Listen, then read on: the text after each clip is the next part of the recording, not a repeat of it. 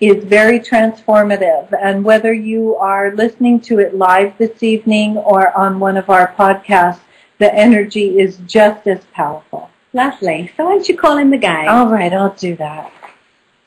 We call on the spirits of the north and south.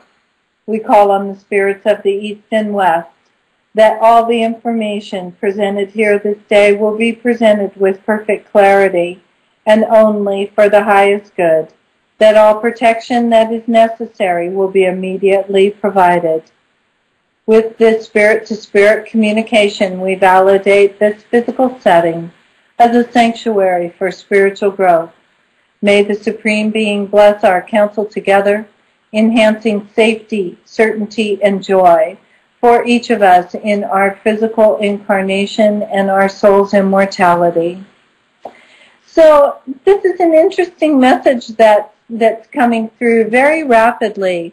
And the guides are saying that so many of you who have hurts and pains through your lifetime, do your very best to disown, move away from, disconnect from your families. And even though that is a coping mechanism, it doesn't get to the root of freedom.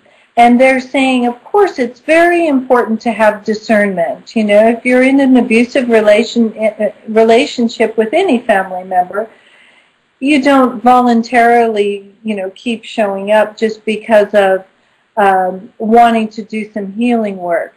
And yet they're saying that by embracing the strengths of those that have come before you, you can raise yourself up to a new level that you will, that forgiveness and acceptance will be a natural outcropping of this process. So all they're asking for you to do is right now take a deep breath. We're just going to focus on the heart.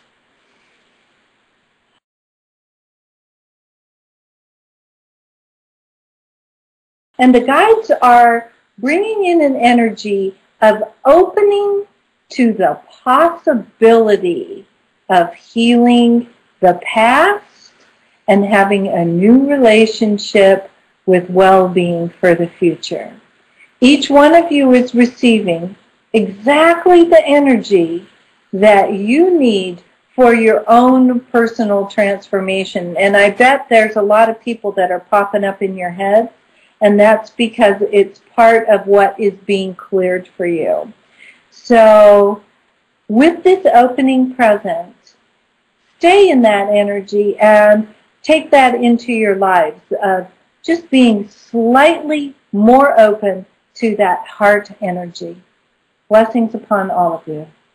Lovely. Thank you so much. Mm-hmm. And my guides were reminding me that every time we do an ancestral line clearing, there is an incredible expression of delight that we experience from the ancestors. That as each person clears their ancestral line pattern, it goes up 7 generations and down 7 generations. Mm-hmm. So this is truly transformational and will allow us to work with the ancestors, even though they're not alive and present with us today. Their energy, once it's cleared, will be a tremendous force of assistance in our task here on Earth, which of course is to raise our frequency by remembering our divinity. And I know it sounds so simple, but often the most simple things are the most profound. If all of us attempted to stay in our heart energy, to be loving and patient and kind and compassionate throughout our day, throughout our evening, if we were to do this, if we were to see that in many ways this is the most important priority that we have and to allow our ancestors to assist us. Beautiful. Yeah. Very